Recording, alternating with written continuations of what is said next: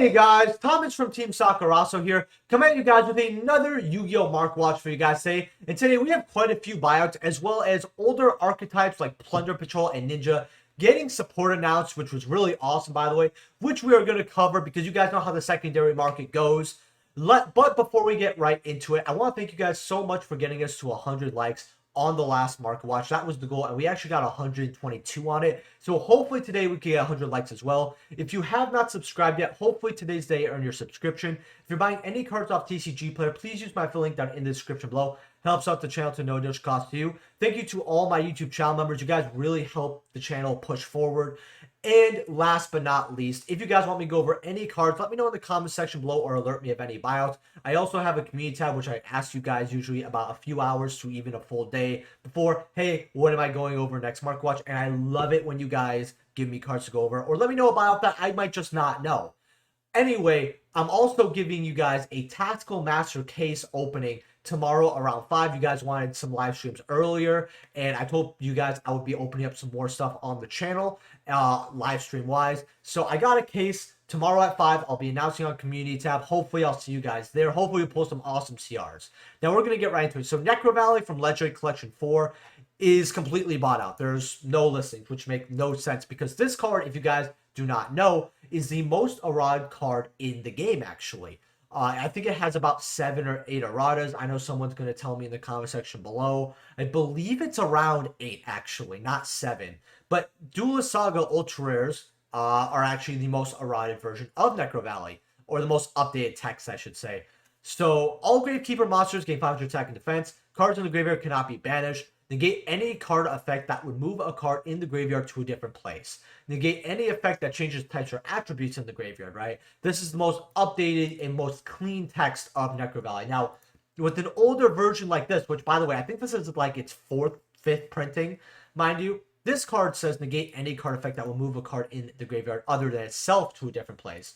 This one just says negate any effect that would move a card in the graveyard to a different place. So it's very important if you play this card right now to have the most updated text, or at least print this version out. Because if you're using something like the Ultimate Rares, which look beautiful by the way, you want to make sure that you at least have the most updated text, because this could cost you a game or even a whole match. So Ultra Rares here are $17.50, $18.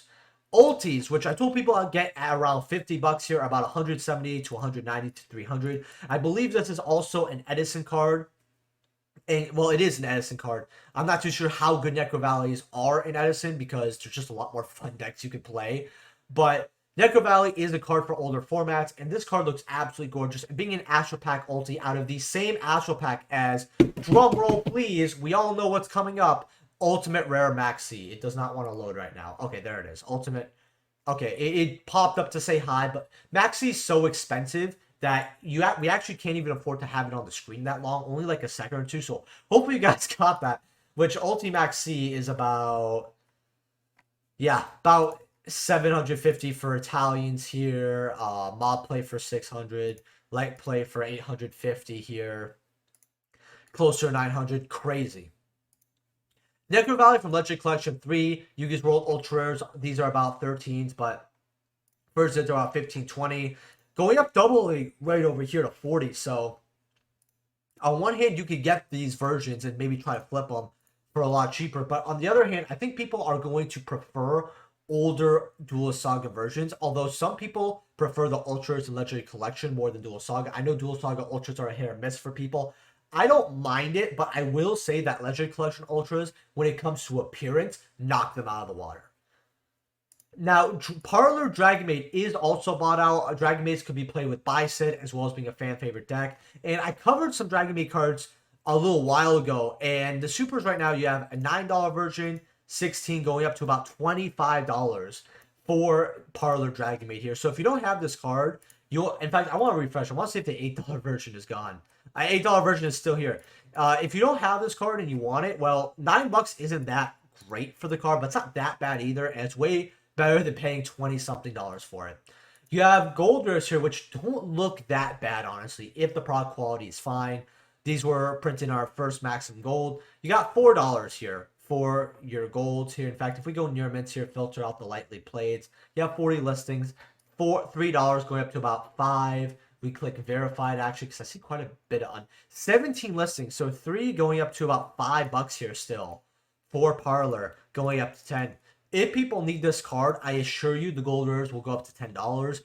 I always told people that Parlor Dragonmaid and Kitchen Dragonmaid gold rares are a great investment at around $1 to $2-ish. So if you got your copies then, you made quite a bit of money, and you're going to probably make more if you keep holding them. Chamber Dragonmaid here, I want to touch back up on this card for near mints. 35, 38, 50, 56, $99. So 2 more copies, and this officially hits the $50 range, and then 56 here from less than 300 sales, which isn't bad, but some people might want 1,000 sales or more. Then 100. People aren't paying $100 for their chambers, I'll tell you that. But this card can easily stabilize around $50 here because this card has had very low quantities for at least a week and a half now on the secondary market. Kitchen Dragonmaid from Mystic Fighters here. This card's about $21, 23. I just want to go near mints over here. Yeah, 21 going up to 25 bucks, $26 here, going up to 30. This card is always around $30 to $50 because people like their high rarity Dragonmaids. Who doesn't? Plus, they're waifu cards. I mean, it's wonderful, right? This kind of reminds me of ReZero, to be honest. Like the whole archetype kind of does. Like this reminds me of the witch. I forgot what it was, Jealousy or Envy in ReZero. And the background just reminds me of the mansion. I don't know why, but maybe I've just been watching too much ReZero. But $20 or $30, this is not bad for Kitchen Dragonmaids. And if this is played in buy-side, I can assure you this will be a $40 to $60 card again. So $20, not bad. Nurse Dragonmaid here, these are about, let's see here, $9 going up to $10, going up to 11 here. We do have the Lost Art, but I'm actually very proud of the Yu-Gi-Oh community for this. The Lost Art kind of tanked and flopped because there's no titty, there's no actual censorship. The difference between this $5 version and this $10 version are just the buttons on the thing, and I guess that's supposed to be nipples or something. I don't know what Konami's thinking. It's just overall stupidity. Get the secret. It looks better and it doesn't have this outrageous bullshit here. I actually don't like the Lost Art at all, personally. So, get the secret if you want it. Lobster Shower Generator. These are about, you have $3 here, going up to 4 or 5s. I think that's very fair for Generator bosses right over here. Boss Stage Secret Rares are about $4 here. I've touched on this card before. If Generators do anything, this card is going to go up to $10 again. This was always a decently requested card back before the reprint here. And the secret rare just looks absolutely gorgeous. Like, this card was definitely made to be a secret, and it just looks so beautiful. Branded in red, super rare for Burst of Destiny. These are $6 here. Meanwhile, rares right over here are, well, you have 15 here for $1. And then you have basically for verified, going up to $4 or $5 here. So card jumps up quite a bit. People really want to play. In fact, did someone just buy those 15 copies? Just want to see something. Oh yeah, someone bought those 15 copies. Well, you could have got some at cheap for like $1, but that's not anymore. Ninja Grandmaster Hanzo, Ultimate Rare out of Orders of Chaos. Now this card's gotten bought out before because of Ninja support, and it didn't do anything and flop back down. But the Ninja support we have now actually makes me want to play the deck. And I might actually play the deck at a local level and see how it does once we get the new support. Now, this card, it's normal summon. You add a ninjutsu art from your deck to your hand. Really good already. And when this card is flip or special, you can add a ninja monster from your deck to your hand. Except for Hanzo. And this is not a once per turn, so if you're able to special summon this twice, you get 2 searches. And then if you normal it, you get that as well. Very good card overall. Now, these are lightly played are about 20 here for unlimited, 24. First edition lightly played is going to be about $35 here. That's really bad. Mints are about, ow. Don't, you know what? If you want this deck, you already had it. I'm not gonna bother with this price. This is absurd. $50 for a first in your mint Hanzo. No, thank you. Sizo over here. I actually told people back when these were like $2-3 to actually invest into these, and I remember kind of gloating when these when this archetype got support. And when they went back down to around, I think it was like, it didn't really crash down per se. I think there were like 5s maybe. Yeah, 5s to 6s here. So it didn't crash down back to $2 or $3, but it did go back down. Said, could this card get bought out again? And it could. $25 for your near mints, going up to $60. No, thank you. Shadows of Valhalla really was a great set. Let me know in the comment section below if you guys are actually looking forward to playing ninjas, by the way, because honestly, I really want to myself. The field spell is $1 still. I don't know why the field spell has not been targeted for a buyout. This is a very good card. In fact, if you go to verified, $1, $2.17, $2, $3 right here, going up to about $3.50 here. If you're debating on playing ninjas here and you kind of like your max rarity, just get the field spells for secret rares. Just because if you want to play the deck, you got it for cheaper, and if you decide not to, this card will be worth more money than it was when you bought it at $1 or $2 a copy. So you can move a card, get a little moolah. Sword Soul Moye, Burst of Destiny here. Secret rares are about $23, $24. We're getting reprinted in the waifu box, holiday box, whatever it is, which I'll probably get some for the channel, by the way, here. But this card is still requested because Sword Soul, they don't do anything profound, but what they do is they set up about 2 interrupts consistently. And usually you have some follow-up in your hand. So people like playing this archetype. It's just it's kind of a deck for people that like playing Yu-Gi-Oh, but they don't feel like deck building often. And that's kind of how Sky Strikers are. Sword Soul Emergence, this card was bought out, and I actually went over it. If you go verified for the 36 listings here, it drops down to half, essentially. And then you go near mint, it drops down even further. $9.50 going up to $13. Now, I don't know if Konami's going to stuff every Sword Soul card in the new holiday box, or if they're just putting Moye. But if they're just putting Moye and they're trying to squeeze Sword Soul for as much money as possible, we're going to be having issues here. Sword Soul Sister over here. I told people in a 5 cards out of your trade binder, get this at $2 or $3. And I was actually quite upset that it didn't go up as fast as I thought. Now, if we go to near mints and we go to verified, 43 listings. This is a $5 card. So, $5.50 with shipping and all that. So if you got this at around $2 when I told you $2.50, well, the card is double what you paid for it right now. Which usually when it comes to these smaller investments of $3 and lower, penny stocks, you want to see double or more, right? Sometimes triple, like you pay something for $1, you want to see them at 3s, right? 2s, you want to see them at 4s, closer to 5s, right? So $2.50, you got $5 card here. This card's not going to get reprinted because it is Battles of Chaos, so it's very safe. I think that this card could still go a little bit higher. I would keep an eye on it because I can see this card going up to about $8. Virtual World. So I want me to go over this, and I want to say that with E-Telly 3 and how Virtual dodges hand traps left and right usually, this deck is still really good. Now you have your Secret Rare Kyobis here at $3. Very good card to pick up, just high rarity in general. Super Gates, if you want high rarity, $2. My teammates are $1 here, and then everything else is just pennies, essentially. If you're looking for a budget rogue deck right now that can still put up good boards, put up a good fight against meta decks, especially QB, if you put this on board, if you guys don't know what this does, any card that's sent to the field to graveyard is banished instead, right? So this will just stop so many decks in its tracks. I think QB, and I told you when Virtual World came out, QB was a win condition, and then everyone started putting Calamity on board, and Calamity's double Calamity is much better than a QB. It is what it is. But I feel like people don't know much about Virtual World after Calamity got banned, and they forgot how good of a card this is. And this card's generic, mind you, by the way. So you could play this in other decks as well. If you want to I would honestly grab this. And if you're playing Virtual World, go get high rarity, because it's only going to cost you a few extra dollars down the road. And if this becomes a deck later on, it could be worth quite a bit of money. Plus, it looks awesome.